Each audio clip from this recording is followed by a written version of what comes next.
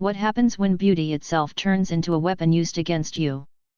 When the very industry that promises fame, glamour, and admiration becomes the same machine that slowly destroys you from the inside. That is what happened to Carré Otis, a woman who once had everything the world said it wanted. She had the face that launched 1,000 campaigns, the body that graced the covers of international magazines, and the aura of a star that made everyone believe she was living a dream life. Carré was the golden girl of the 1990s modeling world, a symbol of perfection, a guest icon, a Hollywood wife, a vision of what success was supposed to look like. Millions of girls admired her, envied her, and dreamed of being her. But behind the glowing lights of fashion shows and the glossy magazine covers was a hidden truth, a darkness that the fashion world desperately wanted to keep quiet. Because behind all that glamour was a story filled with exploitation, manipulation, and pain. A story that showed how beauty, when placed in the wrong hands, could become a form of control. There was abuse, real, deep, damaging abuse, and enough of it to strip away her confidence, her safety, and even her sense of self. For years, Carré remained silent. She was bound by contracts, by non-disclosure agreements, by threats that reminded her what she stood to lose if she ever spoke out. Those threats worked until they didn't. So what really happened to Carré Otis?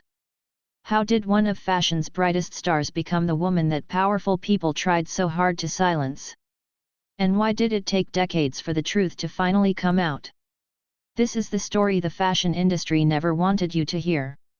It began in April 1986, when a 17-year-old girl from San Francisco appeared on the cover of Elle France. That young girl was Carré Otis.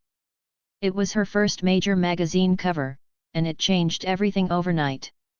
The industry had found something rare, a face that wasn't just beautiful, but magnetic. She didn't just sell clothes, she sold dreams.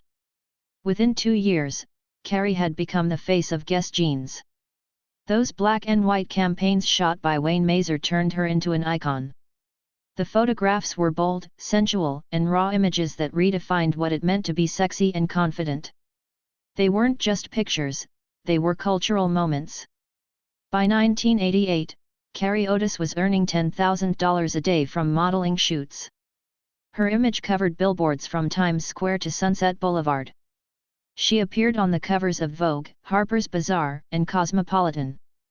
The world couldn't get enough of her. Photographers like Helmut Newton and Herb Ritts wanted her specifically.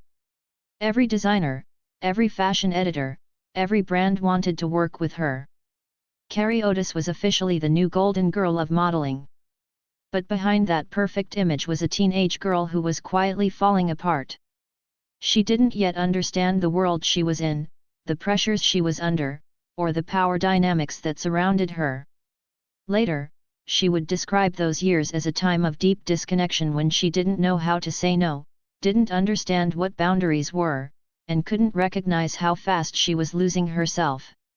She once said, "At 16, I knew my self-esteem was so low.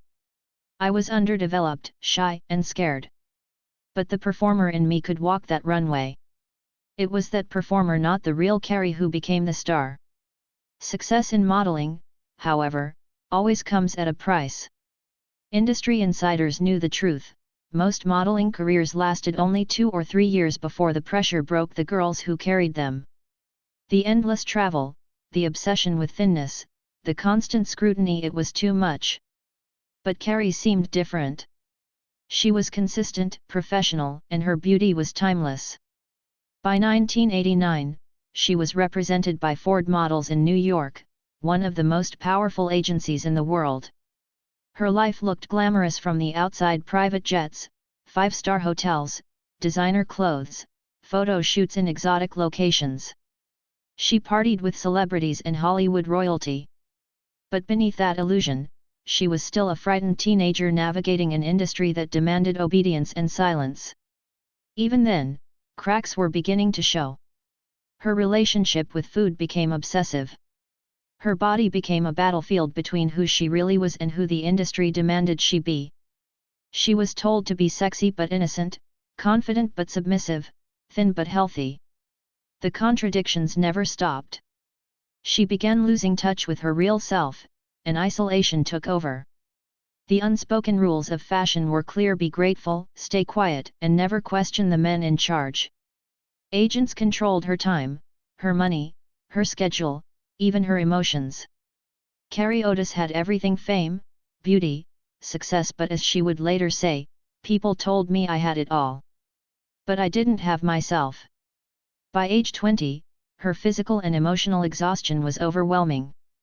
The constant pressure to stay perfect had burned her out.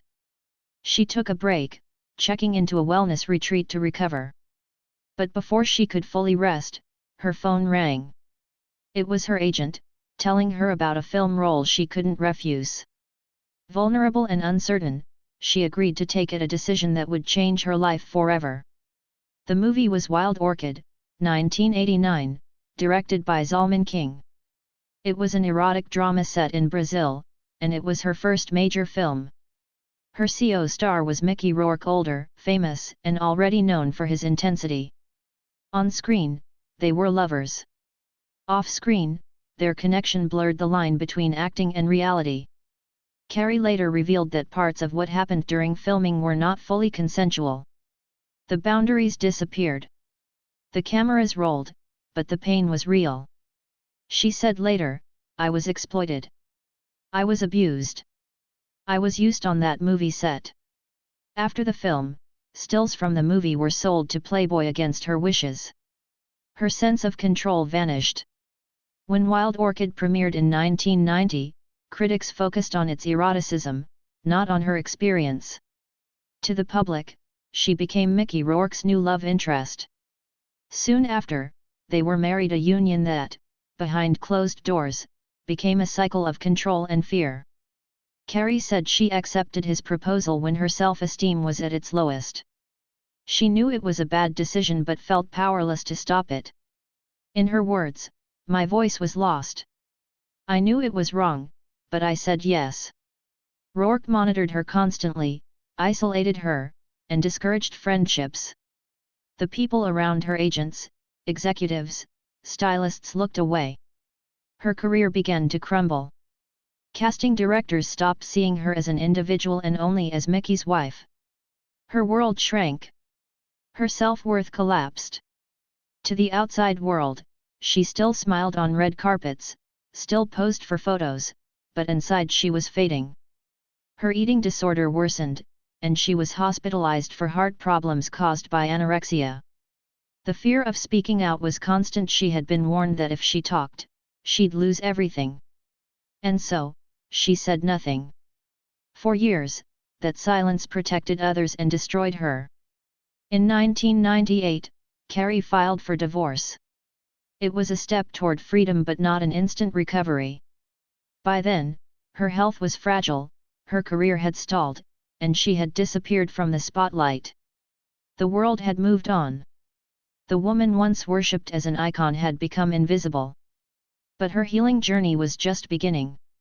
Long before Hollywood, back when she was only 17, she had already been exposed to exploitation. When she was sent to Paris to model for Elite, she stayed in the apartment of Gerald Marie, one of the most powerful men in fashion. Years later, she would publicly accuse him of sexually assaulting her. She was a child in a foreign country with no one to protect her. And like many others, she stayed silent out of fear. The industry was built to protect its abusers.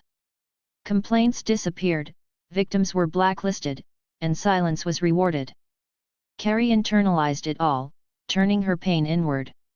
She controlled her body because it was the only thing she could control. In a TEDx talk years later, she described standing in front of a mirror as a teenager, measuring the width of her thighs every morning. Her value was her appearance. Her body became a prison. The people who should have protected her, her agents, her employers, ignored her suffering. When she was too sick to work, they booked her anyway. When she collapsed, they hid it. Her pain was never seen as real because her beauty made it easy for people to pretend she was fine. By her early 30s, Carré Otis was at rock bottom.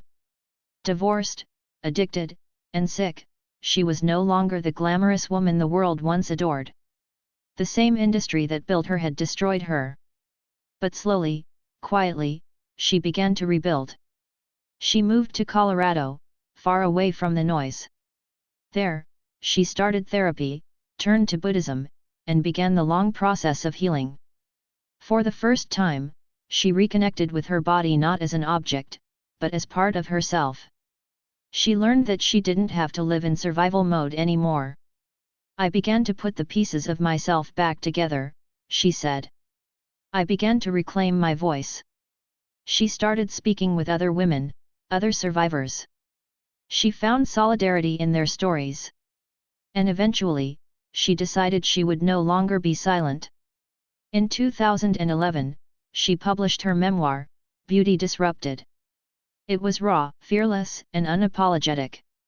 She wrote about the abuse, the addiction, the eating disorders, the manipulation, all of it. She named names. She told the truth. The book broke through the industry's silence. For the first time, Carré Otis was not being spoken for, she was speaking for herself. Some praised her courage. Others doubted her motives. But she didn't care. After decades of silence, she had finally taken her power back. She became an advocate, joining the Model Alliance to fight for better protections and accountability in fashion. She began to model again, but on her own terms. No crash diets, no manipulation, no shame. Just authenticity. When new allegations against Gerald Marie surfaced in 2020, Carré stood beside the other survivors. Her message was clear: even if justice in court is denied, the truth will still be heard. Today, Carré Otis lives a life defined not by fame, but by peace. She is living proof that you don't have to suffer to be successful. Her story is no longer the one the industry tried to hide, it's the story she chose to tell.